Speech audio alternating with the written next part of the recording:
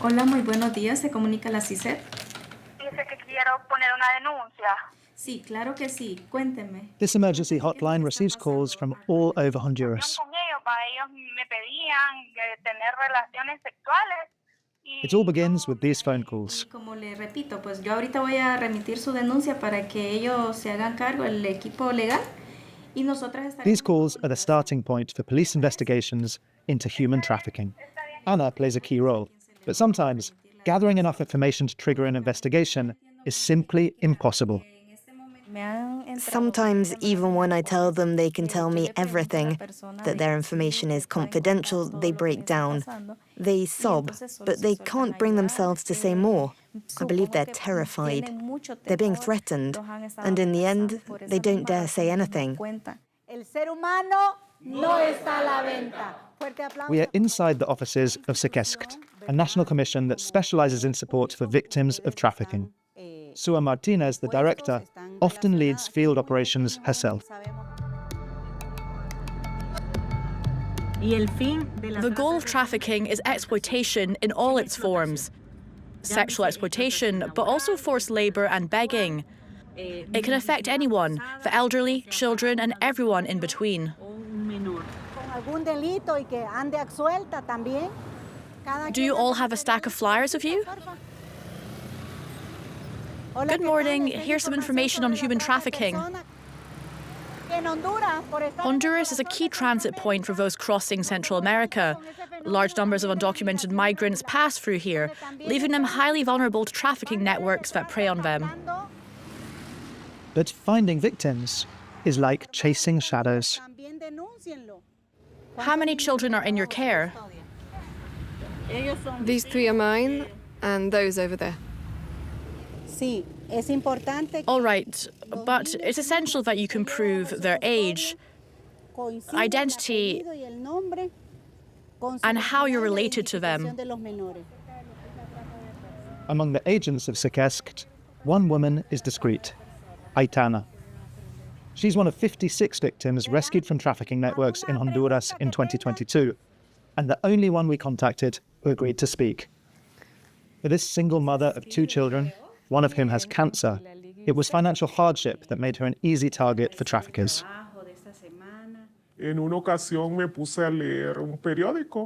One day, I came across this advertisement in a well-known newspaper. They were looking for young people to give massages.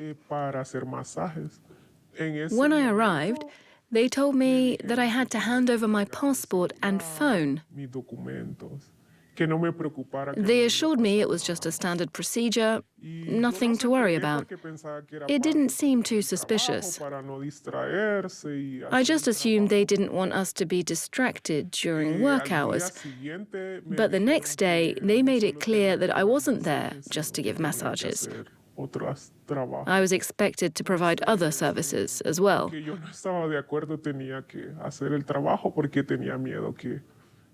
I didn't want to, but I was afraid they would hurt me. They told me they could go after my family, my children.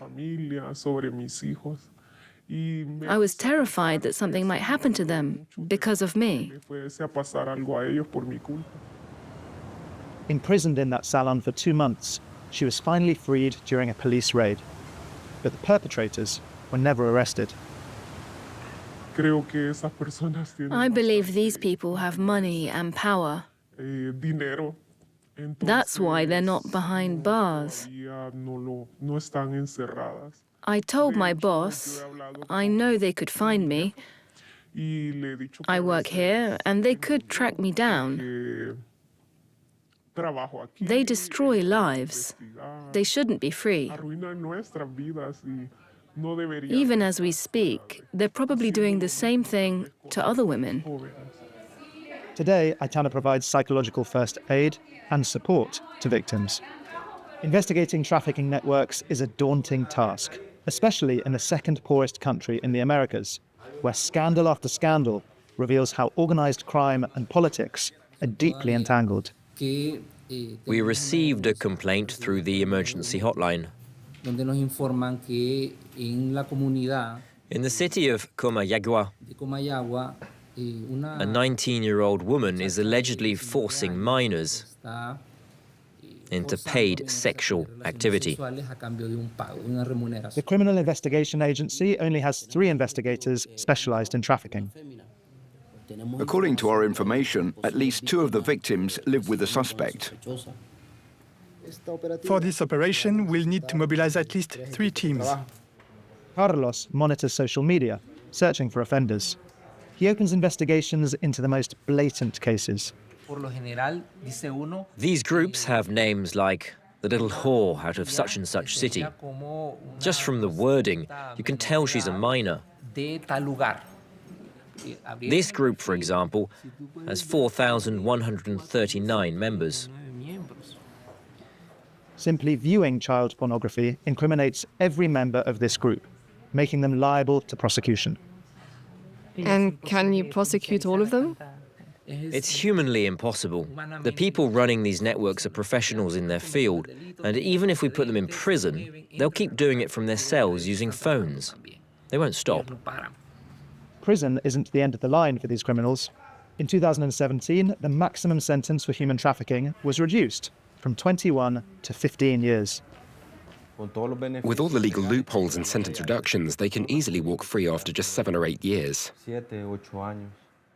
Alan Reyes is the agency's deputy director. He laments the lack of resources, but also the inadequacy of the country's laws against trafficking. We're always overwhelmed with work. The public ministry opens an average of 1,000 to 1,200 trafficking investigations each year. All our laws date back to 1980. The internet didn't even exist back then. Our laws still refer to the era of telegrams. There's nothing about digital protocols.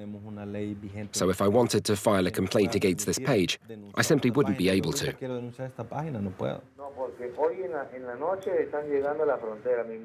Illegal adoption is another face of trafficking. Poverty drives many Honduran women to the unthinkable, selling their own children. Traffickers manipulate the mother's emotions to take the child away. They tell her she has no money, no education, that she won't manage, that she won't be able to raise the child. And sometimes mothers who regret their decision come forward to file a complaint. That's when we can start an investigation. For example, this baby wasn't the only victim of this network. We found 16 others. These children are often impossible to trace. Most of them are sent abroad, mainly to the United States, Mexico, and Brazil, as the criminals' call records show. In Honduras, 80% of trafficking victims are women, a grim reality in a country that already has the highest rate of femicides in the Americas. What can be done for the thousands of women trapped in these situations of extreme vulnerability? There's a glimmer of hope. Ciudad Mujer, the City of Women. Founded in 2016, each institution has 6 centers across the country. Each one offers free healthcare, evening classes, and psychological support. This year alone, I've had 6 cases of women who were sold by their own husbands. They drug them, and when they wake up, they're in the arms of a man they don't know. And their husbands tell them, so what? It's normal. Some of them come here for psychological support because they feel guilty. But they don't even realize they've been victims of trafficking. After leaving Alba's office, women who wish to can file a complaint. But not all of them dare take that risk. And many cases remain unreported. If we arrest the perpetrator, he can easily call other members of his network to have the woman who reported him killed. And it happened? Of course, it's very common. That's why we have to find temporary shelter for every woman who files a complaint. The problem is that in the capital, Tegucigalpa, there's only one women's shelter. It's kept running through sheer determination, by this woman, Ana Cruz, and her team. The shelter is secure, it has 15 beds, but they're often all in use. It's not enough, nowhere near enough for the needs of this country. For residents' safety, we're not allowed to film them. Once again, silence prevails. The shelter operates with the utmost discretion. Our team is also at great risk. We have security measures provided by the government because we are constantly receiving threats, especially me. I had to send my children out of the country to keep them safe. Fleeing the country for safety is a risky choice, but sometimes the only way out.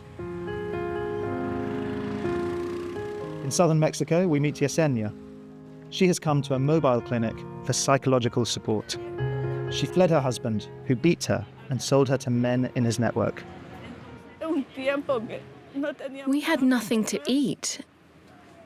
And my husband would say, "Come on, get dressed. You're going with so-and-so, he'll pay." I didn't want to, but he didn't give me a choice. Yesenia was granted refugee status in Mexico due to the danger she faced in her home country. She had reported her husband for domestic violence, but he was quickly released from prison. He forced her to return to him. I went to a health center in Honduras to get help, to see a psychologist. But by the second session, he started touching me inappropriately, and you can't say anything. Over there, this kind of thing is just seen as normal. Now she'll be able to look for work in Mexico and, at the same time, protect her son from his father's abuse. This can't be allowed to continue. There is a way out. You can seek help. Here I felt safer. I feel stronger. I know I can rebuild my life. Abused and sold for over 10 years, Yesenia's story is one of thousands in Honduras.